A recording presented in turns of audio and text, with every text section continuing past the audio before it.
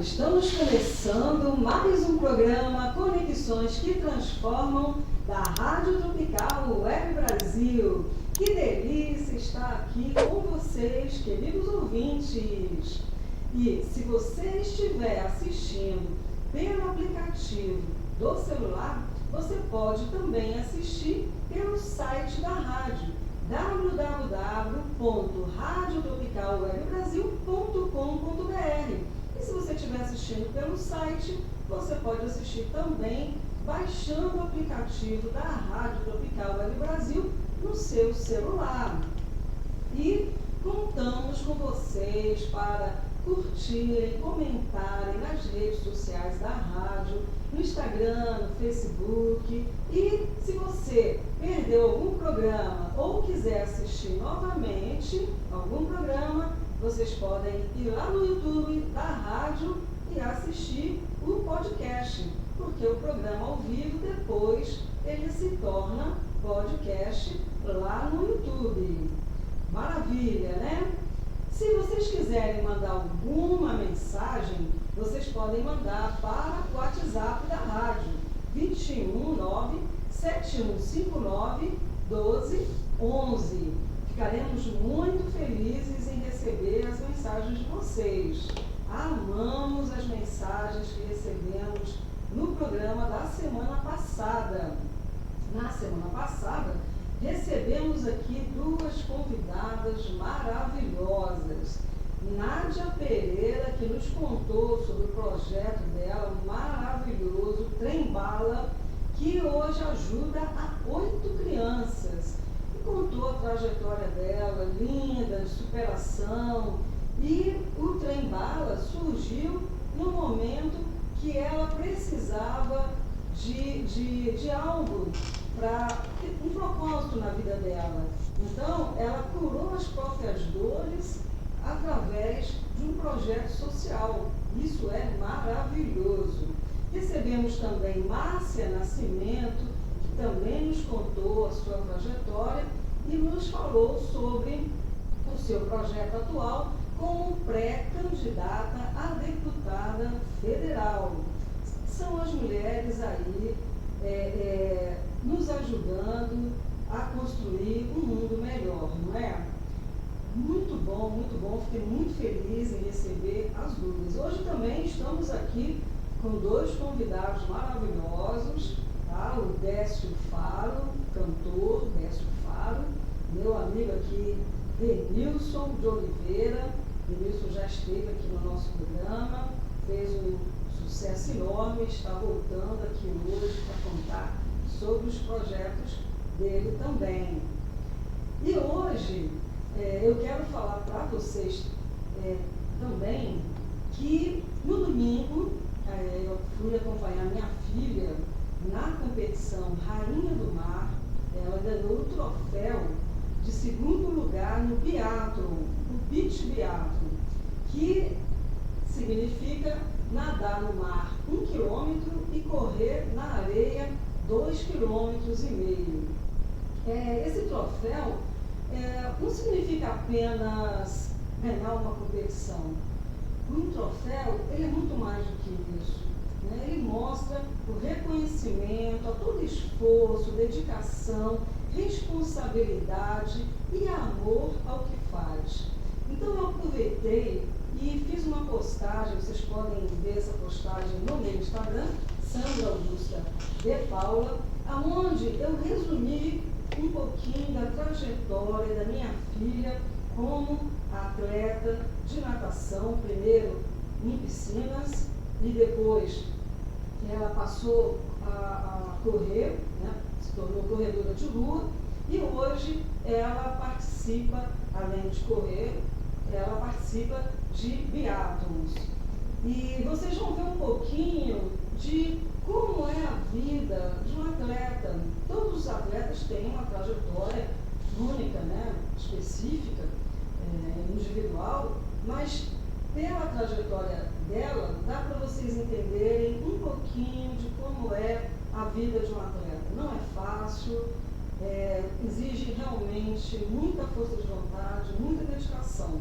E eu estou muito feliz, porque eu sou mãe coruja, e fiquei encantada em vê-la receber esse troféu.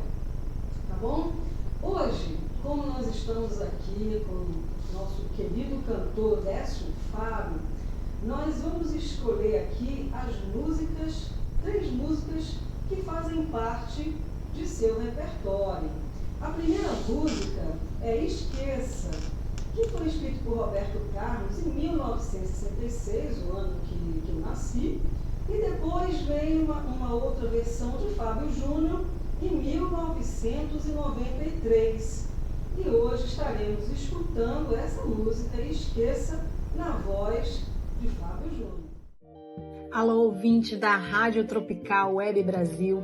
O meu nome é Vanessa Navarro, eu sou advogada, eu vivo em Portugal e eu vim aqui oferecer para vocês os nossos serviços advocatícios. Nós trabalhamos ajudando investidores e empresários que queiram trazer a sua empresa para Portugal através do Visto Gold. Essas pessoas podem fazer investimento em fundos e nós tratamos de todo o processo para a obtenção do Visto Gold, inclusive para a sua família, esposa, filhos que queiram vir viver em Portugal, ou se não quiserem viver, se quiserem apenas investir em Portugal, na compra de imóveis, na construção, restauração, remodelação de imóveis. O nosso escritório conta com parceria de empresas de engenharia, consultores imobiliários e toda a equipe necessária, inclusive pessoas intermediárias de crédito em bancos, pessoas que podem conseguir financiamento para vocês. Então nós tratamos de todo o processo. Contem conosco, inclusive para obter a nacionalidade portuguesa, tá? E sigam o nosso perfil no Instagram, LinkedIn e Facebook, VN Advocacia PT. Obrigada.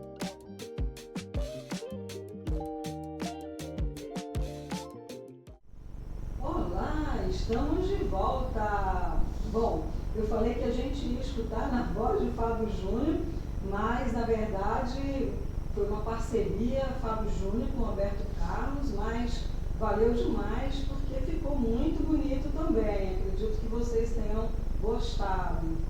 Bom, agora nós vamos conversar com Denilson, meu amigo Denilson. Denilson de Oliveira é consultor estratégico e advisor de startups, com mais de 18 anos de experiência em gestão comercial, tecnologia e inovação. Fundador da AS Tecmobile, já esteve à frente do desenvolvimento de mais de 170 aplicativos e soluções digitais, voltadas ao crescimento de empresas e investidores. É o criador do método Stratagema, que combina análise crítica, inteligência de mercado e tecnologia para impulsionar negócios de forma prática e escalável. Denilson teve 2 projetos de sua autoria reconhecidos nacionalmente no programa A Batalha das Startups, da Rede Record, com resultados expressivos entre as melhores startups do país. Reconhecido por sua visão estratégica e foco em resultados, ele ajuda empresas a transformarem boas ideias em negócios sustentáveis e preparados para crescer.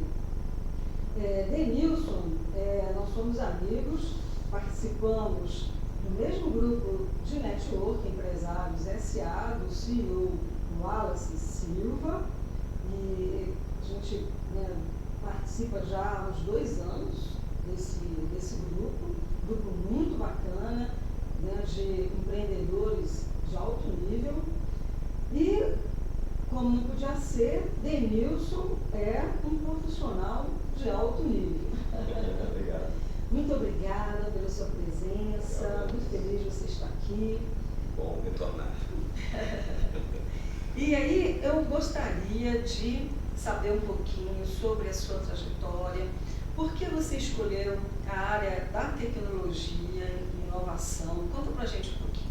Vamos lá então. Eu fiquei no mercado corporativo durante muitos anos, em grandes corporações como Brasil Telecom, a Baterias Moura, Mais PP do Banco do Brasil, grandes projetos.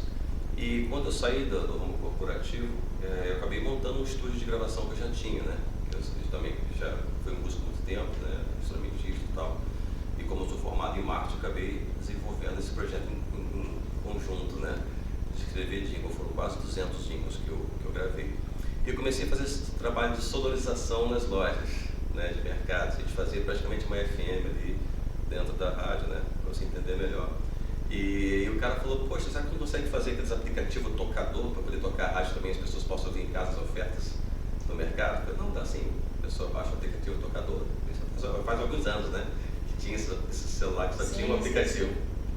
Aí eu fiz. Aí o belo dia falou, poxa, você consegue colocar uma talóide também? Eu falei, opa, aí já mudou, né?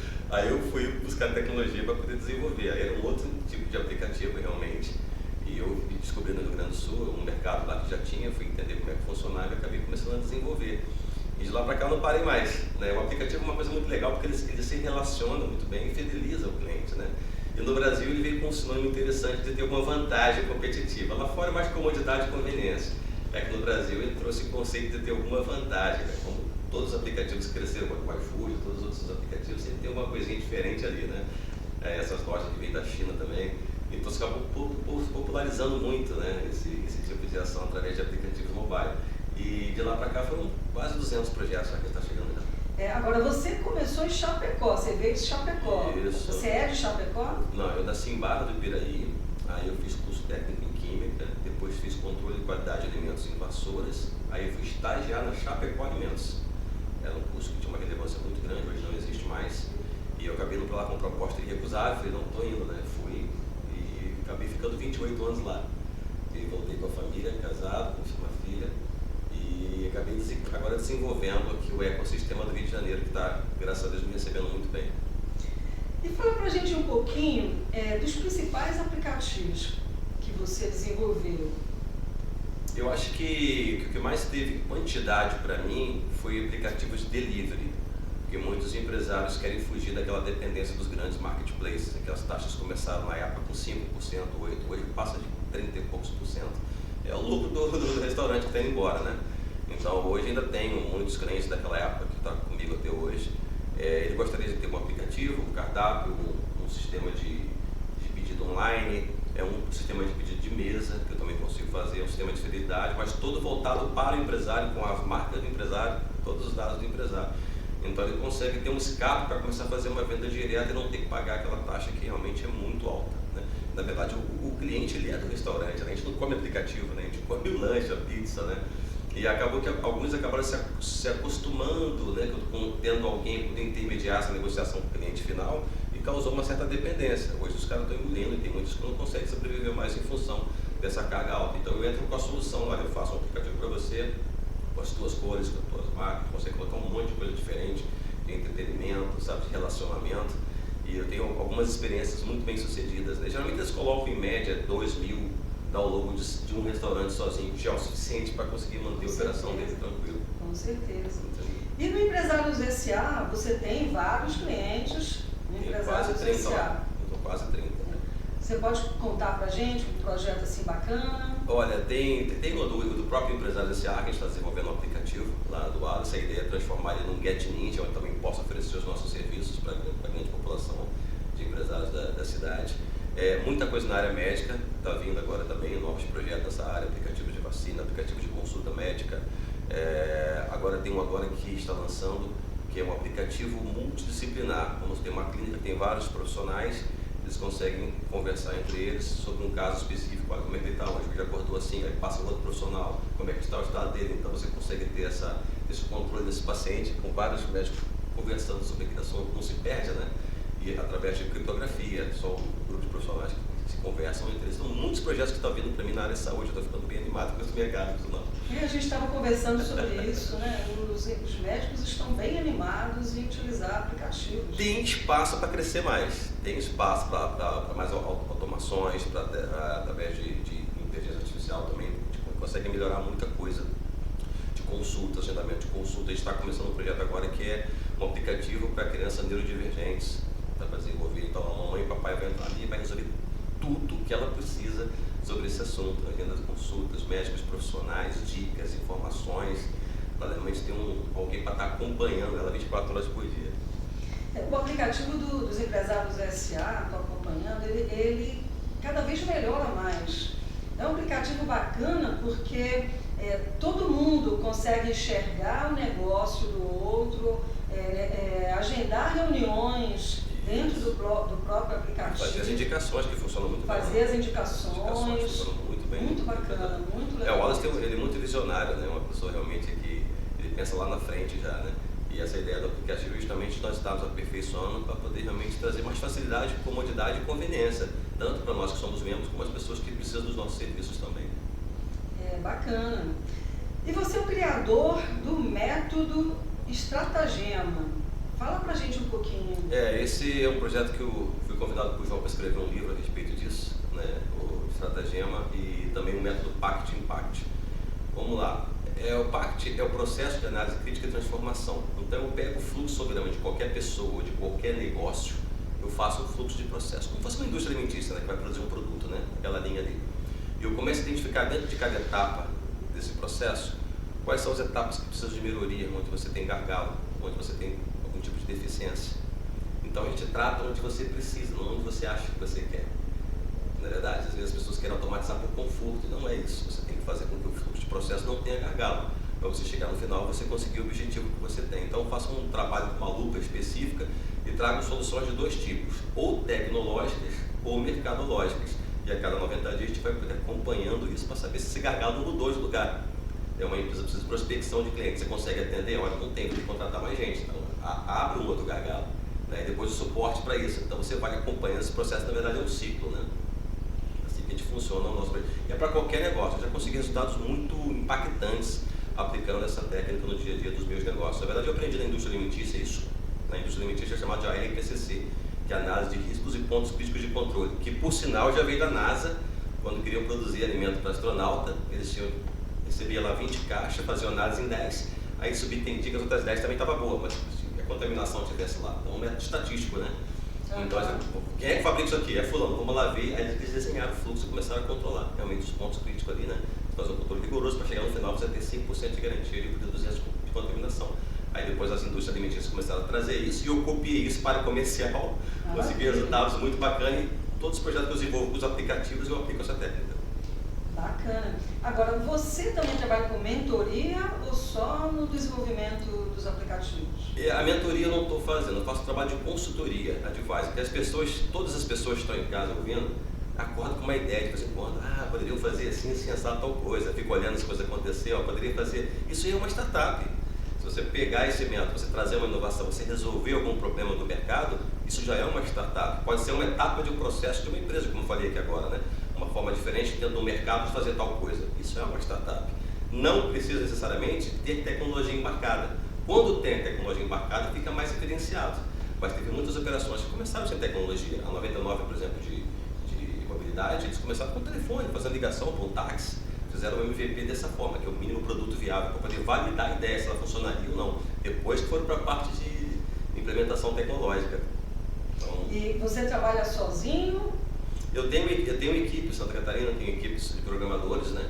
Então eu faço esse filtro da pessoa quando tem uma ideia, que tipo de problema que ela vai resolver, se o mercado valoriza isso, se vai trazer resultado realmente para o mercado, essa solução, aí a gente pega isso, filtra, passa para o programador, olha, eu preciso disso, porque na verdade existe essa dificuldade, né? A pessoa com uma ideia de passar para o programador, ele fala uma coisa e entende outra.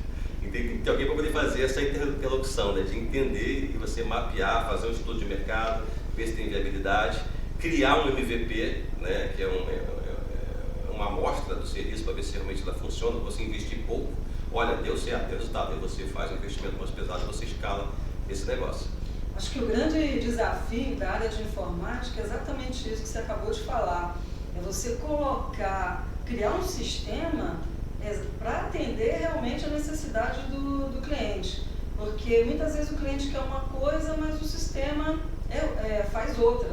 E entender a necessidade do cliente, desenvolver o que ele quer e muitas vezes até mais do que ele quer, encantar o cliente, oferecendo mais do que ele quer, que eu acho que é o grande desafio. E o engraçado é que nem toda tecnologia ela veio para ajudar.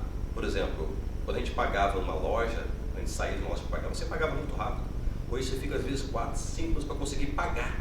E a pessoa fica lá agitando um monte de coisa, fazendo um monte de coisas, aquela fila enorme. Quer dizer, a tecnologia nesse caso ela não ajudou, ela atrapalhou, porque tem falha de processo ali. Se você conseguir resolver para que não tenha essa demora toda, isso já vira uma startup, que é um método que já pode ser replicado e escalável para outros lugares. E quando você desenvolve o sistema, você fica acompanhando durante um tempo? Sim, existe um tempo de acompanhamento e monitoração para poder mensurar os resultados, fazer ajustes, né? Então esse momento é o momento que você faz aquele ajuste final para realmente escalar. Eu estou para lançar futuramente um aplicativo de mobilidade, que vai ser lançado para 10 motoristas, depois para 50, depois para 100, vai rodar durante umas semanas, está tudo fechado, tudo ok, aí que ele vai para o mercado. Então essa fase de validação realmente de uma boa ideia. Bacana.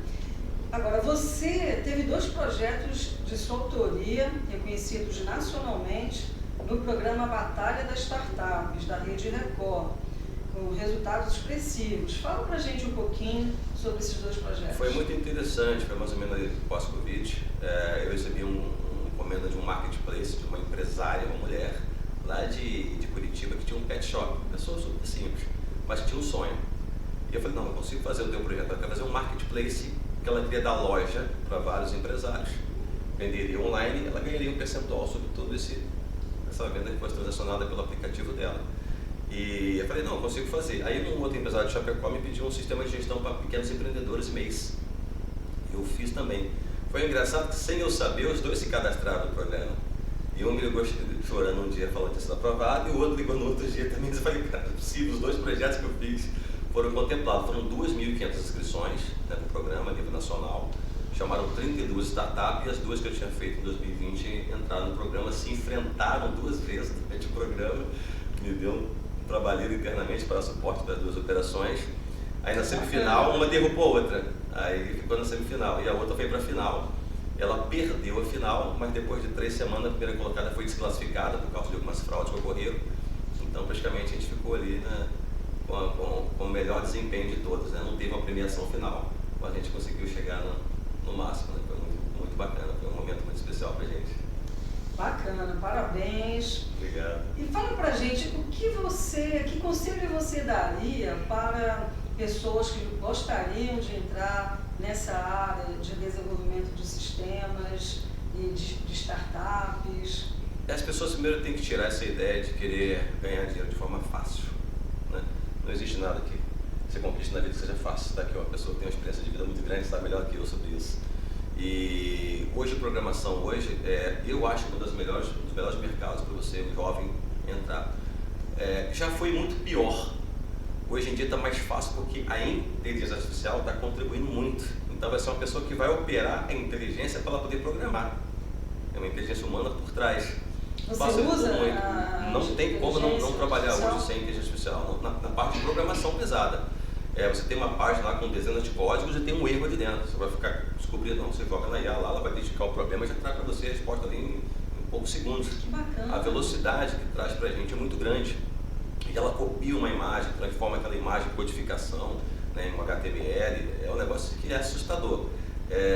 Eu tenho indicado algumas pessoas, inclusive um já está fazendo o curso, está gostando muito. O processo ali da pandemia, ela acelerou o processo digital no mundo de uma forma absurda, falta programador. Em Chapecó, quando eu estava lá no primeiro semestre, fui lá tentar contratar alguém para trabalhar. Todos trabalhando no primeiro semestre, eu nunca vi isso. Como é que foi para você na pandemia? Eu não senti muito, não. Não senti muito, não, porque como eu tinha os aplicativos de delivery, que é uma coisa que estava em alta, os aplicativos de loja virtual, então assim, as pessoas, né, a pessoa vai na Play Store, baixa ali e tem esse relacionamento através do meio digital. Então, para mim, não impactou absolutamente nada para mim. Passei bem tranquilo. Inclusive, na véspera, naquela sexta-feira última, que antes de começar o fechamento, eu fechei um aplicativo dessa cliente de Curitiba, que tem um valor expressivo. Então, eu consegui passar aquele ano, eu tinha minhas mensalidades, suporte, né, atualização, manutenção, que tem que ter, né? Nível de segurança contra hacker. Então, a gente tem uma mensalidade para poder garantir realmente que aquela plataforma realmente ela consiga rodar sem nenhum tipo de problema, né? Eu tinha uma loja, né, na época da pandemia e por um período ficamos realmente somente no delivery e eu inclusive implantei novos sistemas para vender através do WhatsApp, com o robô inteligente. Tínhamos ali 4 plataformas de delivery trabalhando para tentar atender a demanda e também conseguir superar aquele momento. Então, lá em Santa Catarina, onde eu morava, em 2015, as empresas já tinham aplicativo próprio. Olha só, quantos anos antes, né? Então, quem começou lá atrás, desse período difícil que a gente passou, conseguiu trabalhar perfeitamente, sem nenhum tipo de problema. E é uma coisa que protege até o futuro também, né? Você ter essa sua venda direta é muito salutar, é muito saudável, você ter mais de um canal de venda. Né? Eu acho que é uma coisa que deve ser sempre estimulada, porque sempre vai ter mercado para se comprar. Né? As pessoas querem, não quero sair, quero ficar em casa, às vezes é difícil estacionar o carro, né? Então esse tipo de prática de venda online, independente se você tem um negócio teu físico, acho que vale a pena você pensar em ter as 2 plataformas. E na época da pandemia, eu fechei a loja por 15 dias e depois pensei bem o que fazer e resolvi voltar para vender o delivery. Porque, na verdade, eu pensei o seguinte, a minha ideia era conseguir ajudar as pessoas que estavam em casa e não queriam cozinhar, não sabiam cozinhar ou não podiam cozinhar, porque pessoas que estavam em casa muitas vezes doentes, com Covid ou com qualquer outra enfermidade. Então, era uma forma da gente ajudar a sociedade naquele momento, né? Ajudar, levar o produto até a casa das pessoas. E tem pessoas que não gostam de cozinhar, que não sabem cozinhar, então não queriam cozinhar. É o processo de digitalização naquela época, eu fiquei sabendo, naquela primeira semana do Covid, abriu mais de 80 mil lojas virtuais no Brasil. A primeira semana, mais de 80 mil. Como mudou, né? Foi um antes e depois, a parte digital foi antes e depois da pandemia. Nesse período, a gente recebeu muitos pedidos de pessoas idosas, porque eram as pessoas que tinham mais medo de sair de casa. E muitas vezes pessoas idosas que já não têm mais disposição para cozinhar, força. Mas que tinham medo de mexer no meio digital também, venceram os seus medos. Com certeza. Não, mas a gente também alguns a gente atendia pelo telefone, né? Mas com certeza os idosos nesse período foram se aprimorando, aprendendo cada vez mais sobre o digital, pela necessidade. E essa facilidade de você poder ver o produto, né? Escolher a melhor experiência. Por telefone você não consegue lembrar, tem de que aí, né? Aquela pergunta básica, sim, né? Sim. Quando você vê o cardápio, ali você consegue ter uma experiência mais agradável, né? E hoje é perfeitamente possível você ter, hoje em dia está muito acessível, você ter um bom sistema que você não precisa depender de marketplace. Ah, mas como é que eu vou vender? Gente, bota um QR Code, quando você vai entregar o lanche pelo aplicativo Marketplace, você manda o teu QR Code, olha, nós temos a venda direta, tem um descontinho aqui também, tem mais sabores, né? Algum tipo de vantagem para você buscar aqui, né? Então você começa a rentabilizar. Eu acho que você pode vender por Marketplace, mas não depender só disso. É verdade, verdade. E quais são os seus projetos futuros? Olha, está saindo um aplicativo de mobilidade muito interessante e um outro projeto na área de qualidade de combustíveis, né? A gente está desenvolvendo também, não existe no mundo esse projeto, a gente está entrando agora em uma patente dela. Então são projetos assim que eu estou focando bastante, além de desenvolver qualquer software ou sistema sob demanda, né? Se a pessoa está em casa agora, tem alguma ideia, olha, ninguém pensou nisso, ninguém registrou isso, olha, vamos sentar e vamos conversar. A gente consegue de repente desenvolver um escopo e você colocar essa ideia inovadora no mercado, e o governo apoia muito, né?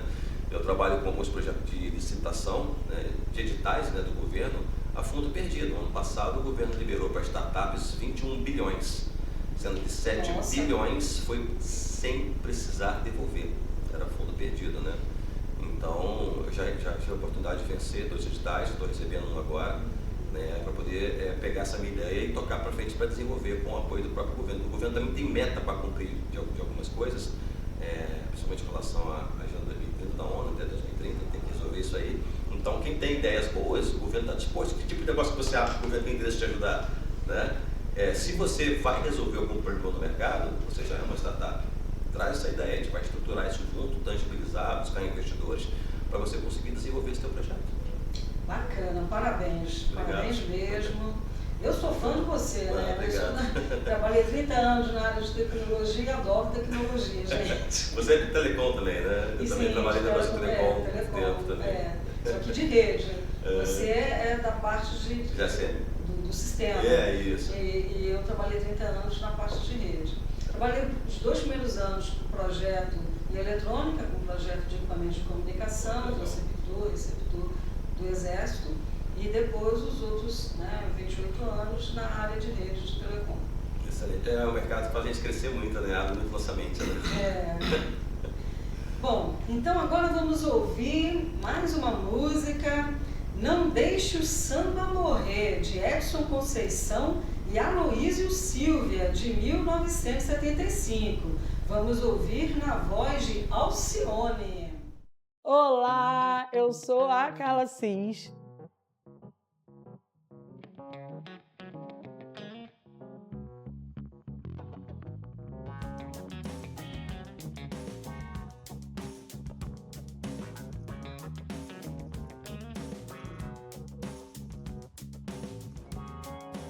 A responsável empreendedora por esse espaço, que aparentemente está começando agora, mas eu já comecei essa profissão há algum tempo atrás, alguns anos atrás, na verdade, quando eu desisti da minha profissão de enfermagem, de gestora ambiental, e comecei a empreender na estética, fazendo atendimento em domicílios, e comecei com um espaço depois pequenininho, quando entrou a pandemia, logo depois um pouquinho maior, e hoje eu estou nesse espaço oferecendo vários outros serviços.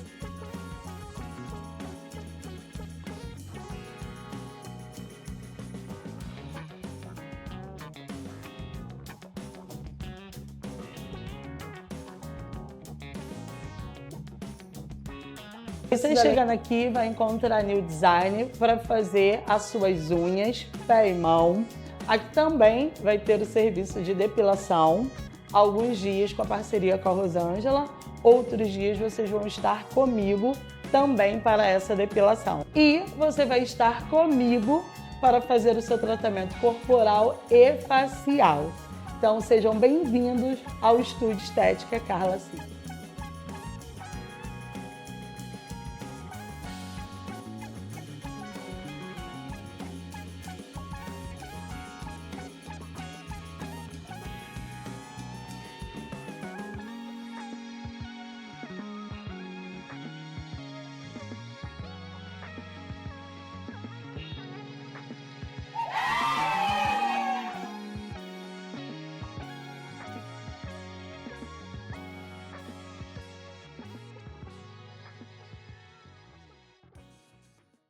Estamos de volta.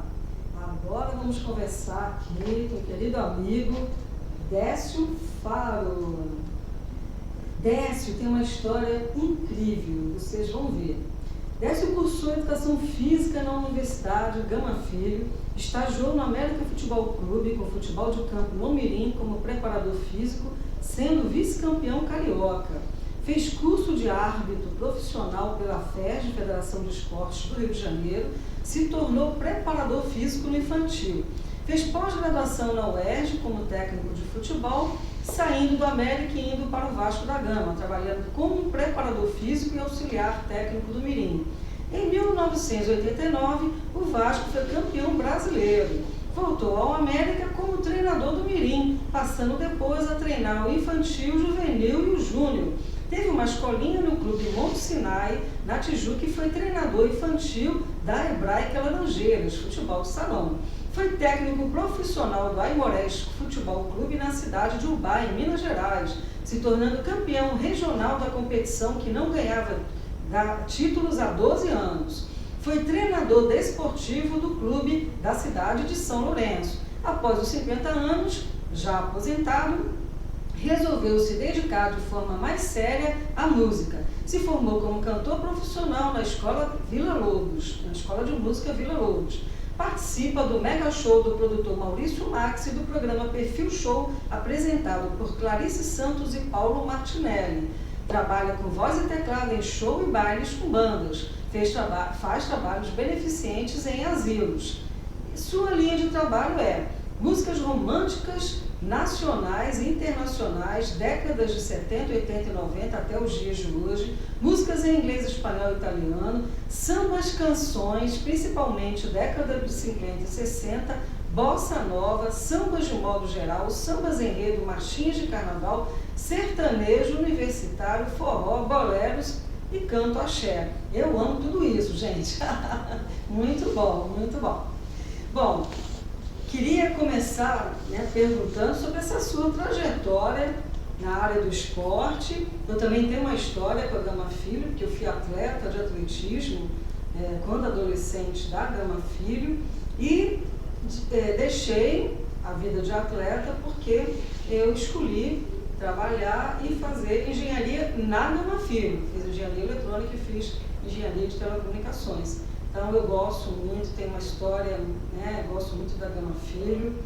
Me lembro muito, né, de tudo que aconteceu, tanto como atleta quanto aluna.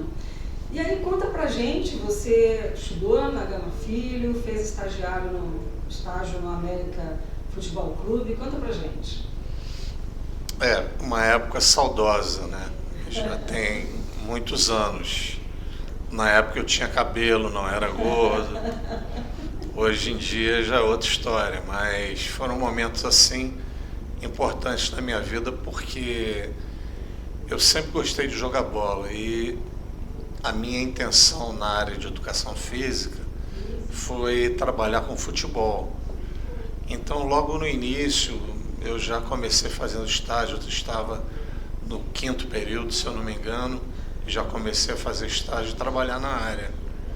E eu consegui desenvolver trabalhos legais, trabalhos bacanas, não só em colocações de equipes que eu pude orientar como preparador físico, depois como treinador, que a função que eu mais gostava mesmo é trabalhar como treinador, mas foi uma sequência até eu chegar ao cargo de treinador, né? E você também fez um curso de árbitro profissional. Eu me tornei árbitro profissional, mas fui convidado para trabalhar, mas expliquei que minha intenção não era ser árbitro, e sim ser uma pessoa ser um treinador que entendesse de regras, porque muitos treinadores não sabem regra. Exatamente. A verdade é essa. Então a gente vê uma gritaria contra o árbitro, coitado do árbitro Xingo a mãe do árbitro. Pois é, né? o árbitro é um sofredor, né? Alguns são muito fracos, a verdade é essa. Só que tem que ser reclamações fundamentadas, né? Não aquela reclamação. Vezes é o nervosismo de quem está assistindo e não pensa, fala na emoção. Mas torcida é torcida, mas um treinador reclamando da arbitragem sem ter fundamento, achando que entende de regras, eu acho um absurdo, né? Então eu queria um conhecimento como árbitro para poder exercer melhor o cargo de treinador. Por isso que eu fiz esse curso de arbitragem. Pô, muito bacana. E você fez pós-graduação também na UERJ, como técnico de futebol. Fiz porque hoje em dia é muito importante ter o trabalho de pós-graduação para deixar a pessoa melhor colocada no mercado de trabalho, né? Cada dia as coisas evoluem mais. Antigamente o treinador era só o ex-jogador. Hoje tem o exemplo do Parreira, é um exemplo de um treinador que veio da área pedagógica, veio da área de estudo do futebol, não por ser ex-atleta, né? O Lazzaroni foi outro, e aí por diante. Então os cursos de pós-graduação hoje são muito importantes. Desculpa, eu estou um pouco rouco, hoje eu estou um pouco rouco. Não, mas dá para entender, dá para ouvir direitinho. Tá bom, obrigado. Você começou no América Futebol Clube, foi para o Vasco da Gama, voltou para o América, não é isso? Eu comecei como preparador físico, aí depois, quando eu fui para o Vasco, eu fui como preparador físico, auxiliar técnico, e voltei para o América como treinador, que era a minha meta principal. Aí fui desenvolvendo o meu trabalho no Mirim, depois infantil, depois juvenil, depois júnior. Aí fui para o UBA para ser treinador da equipe principal, lá é o UBA, da equipe profissional é o UBA.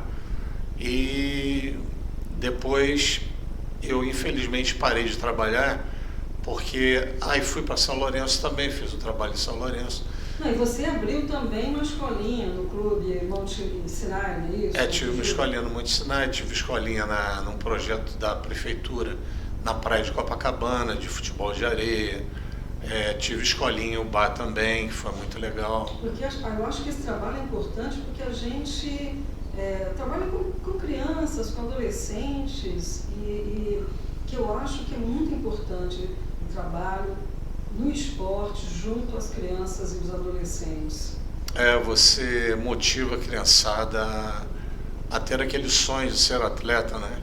E realmente é um funil. E tira do que não presta, e ensina dedicação, esforço, disciplina, responsabilidade.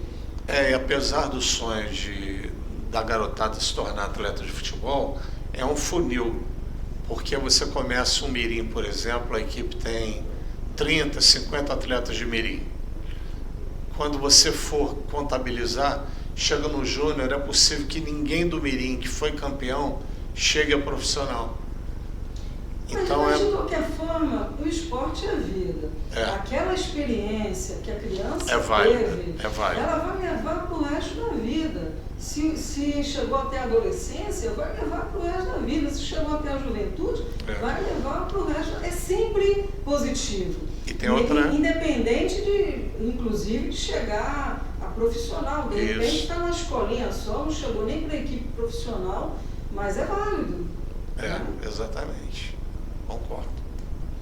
E daí, lá na cidade de UBA, você ganhou o título, não é isso? Eles tinham há 12 anos que eles não eram campeões, né?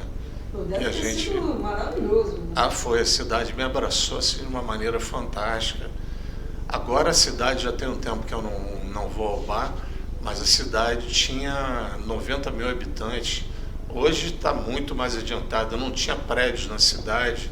Eu não acompanhei a evolução, que eu não voltei mais em UBA, mas agora eu suponho que tem um prédio lá, faculdades, e a equipe de UBA, essa equipe que eu orientei, que era o Aimorés, ele só participava dos regionais. Atualmente, no Campeonato Mineiro do ano passado, o Aimorés já estava na primeira,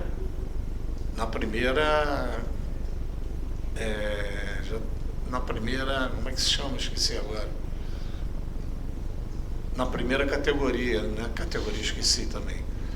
Primeiro grupo. Não, primeira... Divisão? Divisão, exatamente. Obrigado. Que agora o Aimorés, ano passado, estava na primeira divisão do campeonato mineiro e brasileiro não, mas do mineiro. Então, as coisas lá evoluíram, com certeza. E passou por São Lourenço também, né?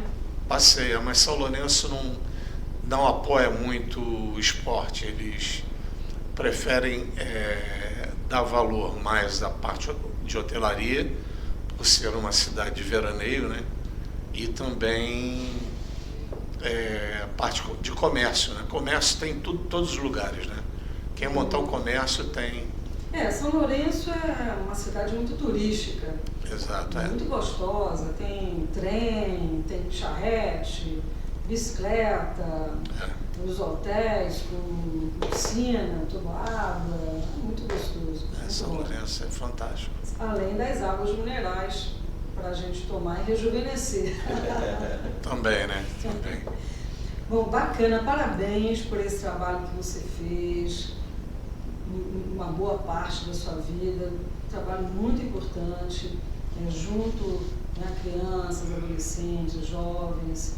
Esse trabalho que você fez é um legado que você vai deixar. Com certeza você foi importante para muitas pessoas, para muitas crianças, para muitos adolescentes, para muitos jovens. Tem razão. Bom, mas aos 50 anos, você já aposentado, resolveu cantar. Conta pra gente essa história.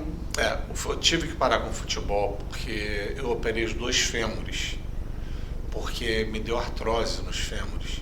Apesar de ser novo para ter feito as cirurgias, surgiu a artrose e eu tive que fazer as cirurgias, desculpa, sem voz, nos 2 fêmures.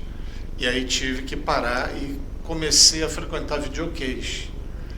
E engraçado, porque eu estava separado do primeiro casamento, então vim para o Rio, voltei de Minas para o Rio e comecei a frequentar videokê, que é sempre um ambiente legal. Sim. Os videokês são ambientes assim legais, não precisa cantar bem, todo mundo gosta de cantar. Verdade. É uma bagunça danada, mas na boa, não tem brigas, o ambiente é legal. Então aconteceu curiosamente que, como eu frequentei muitos videokês, eu ouvia num videokê, pô, você canta legal, teu repertório é legal. Aí em outro videokê, em outro local, em outro bairro, a mesma coisa. Aí, diante de muitos elogios, modéstia à parte, eu comecei a pensar em levar mais a sério. E aí eu comecei a fazer shows, comecei a ter contato com músicos, fazer shows, já fiz mais de 120 shows, recebi orientações de músicos para que eu escolhesse um estilo de música e me dedicasse totalmente a ele. Por exemplo, funk, eu não canto funk, mas como exemplo, canta funk, então se especializa em funk, canta samba, se especializa em samba. Só que, contrário a esses conselhos, eu optei por cantar muita coisa e não estou arrependido, porque eu estou nadando em qualquer praia. Onde eu tenho que cantar samba, eu canto. Onde tem que cantar música romântica internacional, eu canto. Onde tem que cantar MPB, eu canto também. Décio, eu também vejo o seguinte, você está aposentado, está numa fase que você quer trabalhar e se divertir, né? Você quer ser feliz, né? Quer curtir a vida depois de tantos anos trabalhando. Eu acho que a gente tem que ter esse tempo para a gente mesmo, para fazer coisas que a gente gosta, se sentindo bem. Eu acho super importante isso. A música é sempre um fator motivador, né? E é muito legal você lidar com a música, que você, querendo ou não, você está lidando com o sentimento dos outros. Verdade, verdade. Então tem músicas que você consegue até emocionar, das pessoas até chorarem. Tem músicas que remetem a momentos alegres, a lembranças de um namoro, de um noivado, de um casamento, de uma relação. Pai, de mãe. Isso, uma relação que teve com amigos, Sim. com parentes. Então você mexe com o sentimento dos outros e você está sempre renovando o seu astral também, porque música é muito importante para a vida de todo mundo, né? Sem música a vida seria muito mais triste. Né? Com certeza. Eu amo música. O legal que eu vejo nisso é que você sentiu uma limitação para continuar fazendo o que você fazia antes, mas não se deu por vencido. Você buscou, né, fazer outras coisas. Isso é muito bacana. Mostra que na vida a gente tem muitas oportunidades, existem muitas opções. É uma questão da gente buscar, da gente procurar, de querer fazer acontecer. Sempre tem coisas que a gente gosta que a gente pode fazer, isso é muito bacana. E coisas que fazem bem pra gente e para as outras pessoas, como você falou, emocionar o seu público, é muito bacana.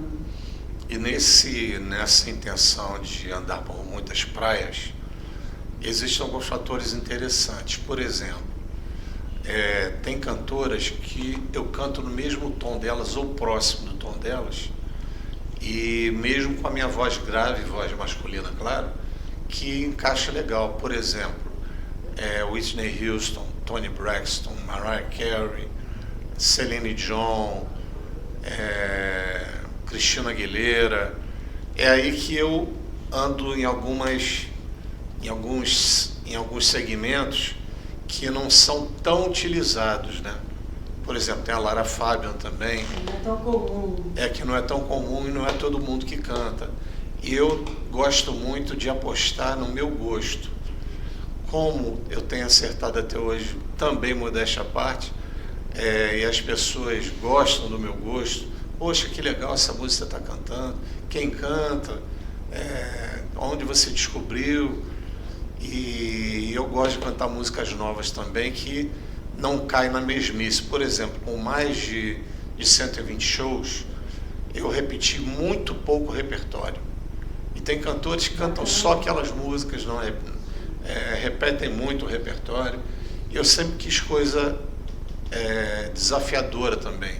Músicas, independente de serem fáceis ou difíceis, de pegar aquela música e fazer tudo para cantá-la. Tem música que é impossível você cantar. Tem um grave tão alto, tem um agudo tão alto, que é impossível você cantar certas músicas no registro que eu tenho. É impossível cantar certas músicas. Aí não tem jeito, eu tenho que desistir. Mas na maioria eu pego e topo para tentar cantar. Muito bacana, parabéns. Obrigado. Fala pra gente então sobre o teu próximo show, que as pessoas vão ter oportunidade de ver esse repertório todo. O próximo show vai ser muito interessante. Vai ser um show muito legal, com certeza. Porque eu vou fazer no dia 19 de abril, domingo, às 20 horas, no Teatro Brigitte Blair. É a primeira vez que eu vou fazer lá no Brigitte Blair. Em Copacabana, aqui em Copacabana. no Rio de Janeiro. A rua é... A Eliane, minha esposa e promota, que sabe o nome da rua, eu esqueci. Mas é um teatro bem... Tá. No bem próximo bloco a gente fala, mas Brigitte Blair é fácil de achar. A rua é bem conhecida, é a rua que vai da Lagoa para Copacabana. Eu estive lá no domingo, eu assisti o show da Rê Guimarães. Muito bom. Tá. Eu conheço de nome, mas não conheço o trabalho dela. E esse trabalho eu vou cantar, vai ser uma banda de 6 integrantes. Eu vou cantar Fábio Júnior e Lionel Richie. E um show assim que todo mundo vai cantar junto, porque são todas músicas conhecidas. Eu não sou muito chegado a músicas melancólicas, diferente de músicas românticas.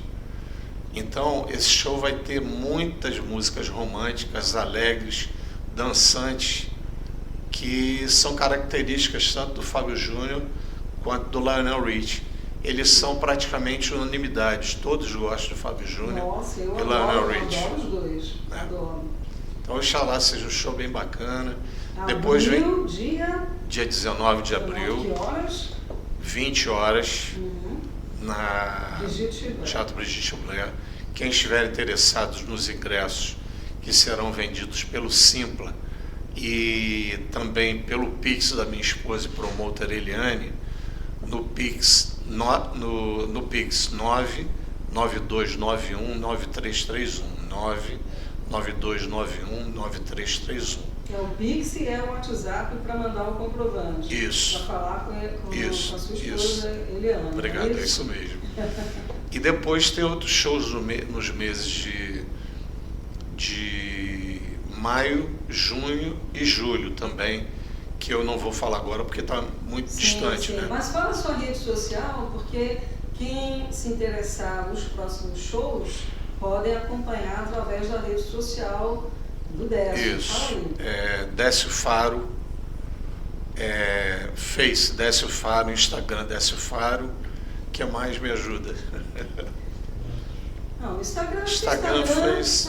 O Instagram já é suficiente. Décio Faro. Tá, e o WhatsApp da sua esposa, se quiser perguntar alguma coisa, tirar alguma dúvida, comprar ingresso. Isso e mesmo. O Simpla, qual é o nome do show para a pessoa procurar no Simpla? Show Décio Faro, cantando Décio Faro e banda, cantando Fábio Júnior e Lionel Richie. Bacana. Bom, vamos fazer um pequeno intervalo e a gente volta a conversar com o Décio e com o Denilson. Vamos ouvir agora Retalhos de Cetim, de Benito de Paula, de 1974. Olá, estamos de volta. Bom, agora eu quero contar para vocês que o Denilson, ele foi coautor do livro O que Descobri Empreendendo, junto comigo, eu sou coautora também, O que Descobri Empreendendo, volume 1, tá? Esse livro é muito bacana porque são histórias reais, tá, de empreendedores que contam aqui a sua experiência no empreendedorismo. com o objetivo de ajudar empreendedores que querem aprender um pouco mais ou pessoas que gostariam de começar a empreender. Então são 10 histórias aqui, emocionantes, maravilhosas. E eu, aproveitando, eu quero também falar que o volume 2, o que descobri empreendendo, volume 2, edição especial Networking, eu também estou como coautora. Somos 16 coautores, onde eu conto que, através do networking, eu me tornei atriz, modelo, palestrante, escritora e radialista. O network me levou a lugares aonde eu nem podia imaginar. Mas foi muito bacana a experiência de escrever esse primeiro livro com o Denilson, porque cada livro é uma família que se forma. A gente se encontra eventualmente, a gente está sempre conversando sobre o livro. E eu queria que Denilson falasse para a gente um pouquinho sobre o que ele escreveu nesse livro. É verdade. Eu falei muito sobre resiliência, né? Eu comecei a empreender já com 44 anos de idade, a 1.350 quilômetros longe de onde eu nasci, numa terra nova. Tudo isso dificulta, porque você não tem o apoio de quem conviveu com você, né? Quem nasceu ali junto com você. Então eu tinha muito esses receios. Será que vão comprar de mim? Vão comprar do cara que já é da cidade, que já nasceu aqui, que já tem toda a sua network ali dentro. Mas eu entendi que sempre tem espaço no mercado que você quer agregar algo diferente.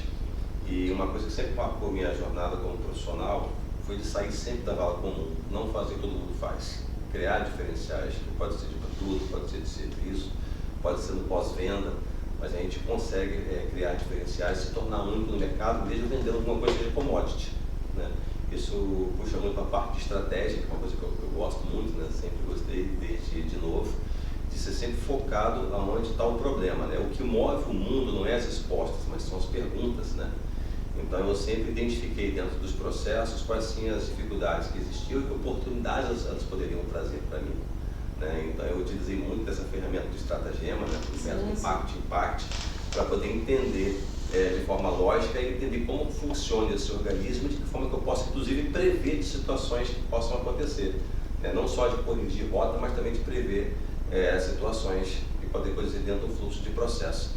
Isso me trouxe realmente uma vantagem, assim, em termos de resultado muito expressivo. E só um comentário importante sobre isso, que eu tive um chefe judeu que já faleceu de câncer e tal, e ele falou assim: Denilson, quando alguém deixa de fazer uma coisa que vai impactar o seu trabalho, eu te dou uma sugestão: ou faça você, exatamente, ou acompanhe, mesmo que não seja sua obrigação. É isso aí. E eu fazia sem saber isso, né? E eu comecei a fazer isso, de entender que você está dentro da empresa mesmo, você também é fornecedor de alguém de um outro setor, né? Ou você é cliente de um outro setor, né? E eu comecei a ficar ligado nessas coisas, sabe? Realmente, quando a gente pensa fora da casinha, de entender que você faz parte de uma engrenagem. Exatamente. E tem um setor lá atrás, lá que eu não posso depender do meu resultado daquela pessoa que está atrás de mim. Ó, já fez aí, já terminou? O que mais a gente escuta nas empresas são pessoas falando assim: ah, isso aí não é obrigação minha, não é serviço meu. Só que eu sempre explicava para os meus colegas de trabalho e também para os meus colaboradores, quando eu tive o meu negócio, o seguinte: um avião, ele não cai na maioria das vezes por conta de um erro. Na verdade, é uma sucessão de erros. Tá? Então, todo o processo, ele tem sempre sim, o próximo, ele tem que verificar o que foi feito antes, entendeu? Então, sim, quando acontece uma tragédia, é porque um deixou para lá, o outro deixou para lá, o outro deixou para lá e o avião cai. É uma sequência de negligências. Exatamente, entendeu? Então, se o próximo estiver sempre preocupado com os anteriores, um vai corrigindo o erro do outro.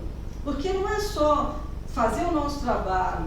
A ideia não é achar erros, é achar soluções. Tá? A gente quer saber dos erros para buscar a solução, não para achar culpados. A gente não quer achar culpados, a gente quer resolver o problema.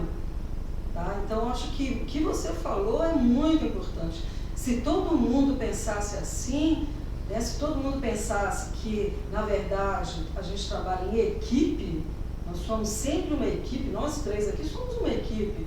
O programa, para ficar bacana, todos nós temos que estar aqui se importando com o que a gente está fazendo, porque senão não fica bacana, entendeu? Então, o trabalho em equipe, ele, na verdade, ele é muito maior do que a soma dos trabalhos individuais, entendeu? Fantástico o seu exemplo. Tá bom? Assim, muito bem colocado mesmo. Valeu. Bom, vamos agora escutar aqui nosso amigo Décio cantando, tá? Dani, nossa produção vai colocar aqui a base, Rock and Roll Lullaby, não é isso? Eu acertei. Vamos lá?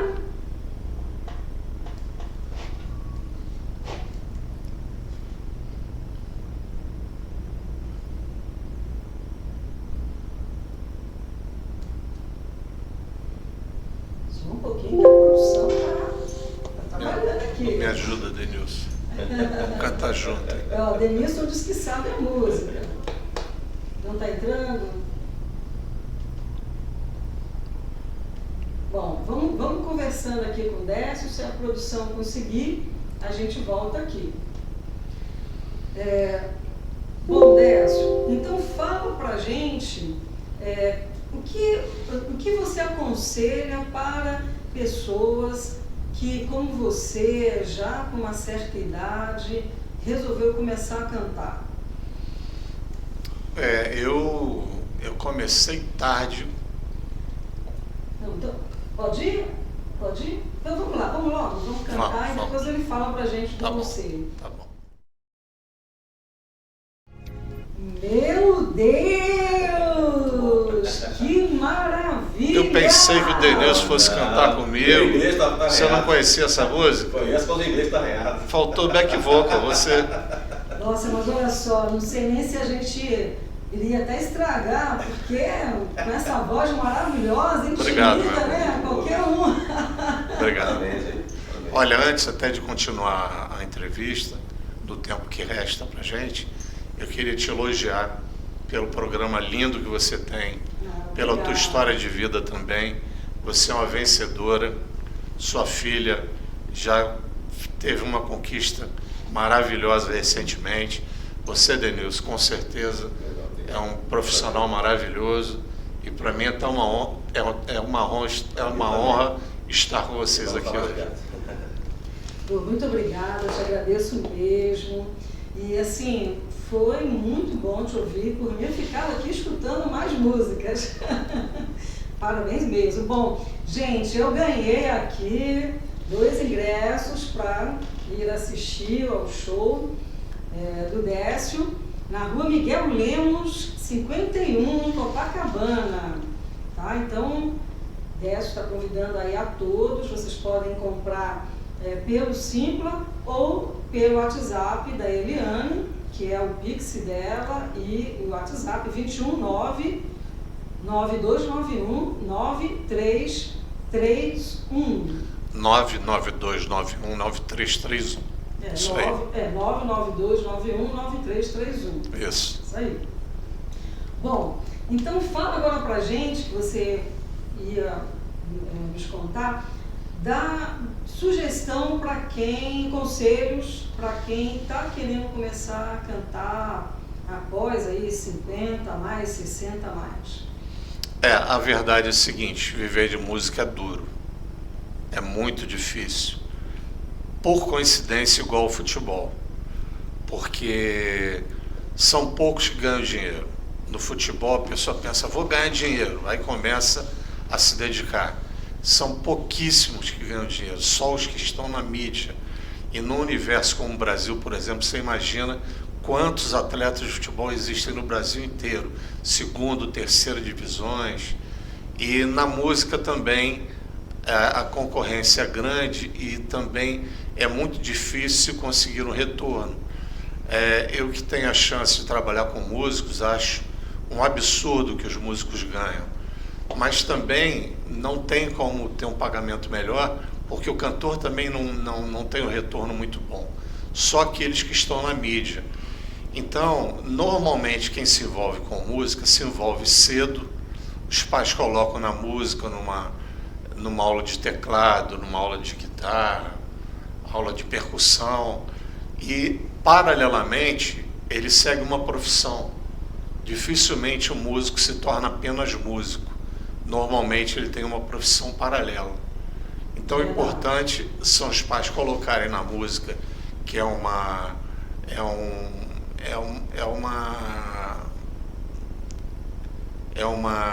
fatia importante de atuação hoje em dia no que as pessoas gostam de fazer. Não sei se eu me expliquei muito bem, mas eu acho, pelo que eu estou entendendo, está explicando, assim, tanto o esporte quanto a música, isso. Eu acho que a pessoa ela tem que fazer por ela mesma, pela família, porque merece ser feliz. Eu acho que é isso, fazer o que a pessoa gosta. E começar cedo. Começar cedo para poder se desenvolver mais. Então, quem quiser, de repente, ser um profissional mesmo, de sucesso, mas é como você falou, você aposentado, 50 anos, 60 anos, a pessoa quer fazer por prazer, o objetivo não é tanto ganhar dinheiro, acho que vale a pena também, como para você está sendo bom, está sendo útil, você se sente uma pessoa útil na sociedade por estar levando a sua arte ao público, então eu acho que é importante a pessoa correr atrás dos sonhos dela, independente da idade.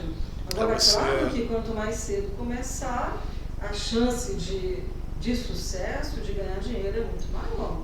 Você é muito inteligente com as tuas observações e agora também cá entre nós, o dinheirinho é bom, né? O dinheirinho é bom, com certeza. Com certeza. Mas o dinheiro é consequência. Isso aí. Primeiro a gente tem que trabalhar, a gente tem que plantar para depois colher. Tem que dar uma ralada boa, né? Tem que plantar para depois colher, não tem jeito não. Você está me lembrando de um amigo meu que passou a vida inteira como músico profissional. E ele sempre foi subjugado por isso. Você trabalha ou só toca? Preconceito. Trabalha ou só canta? E aí, rapaz, ele teve uma experiência interessante, novamente esse assunto da pandemia, onde os músicos se tornaram luzes. As pessoas estavam em casa, deprimidas, tristes, começaram a fazer lives, pessoas cantando nos apartamentos, nas sacadas, e ali o músico deu um tapa na cara de todo mundo. Interessante. Fantástico. Nós escrevemos uma música que fala sobre isso, chama Poetas Heróis, o nome da canção que a gente criou, que está pensando, inclusive, guardar, não para lançar, mas para guardar de recordação da nossa amizade, e por tudo que ele passou na vida dele. Ele falou: olha, eu fiz a primeira parte, termina para mim que eu estou com cabeça, terminei a segunda parte da canção. E a gente quer gravar realmente para poder homenagear os músicos do trabalho fantástico que fizeram num momento muito difícil que nós passamos. Bem lembrado, bem bacana.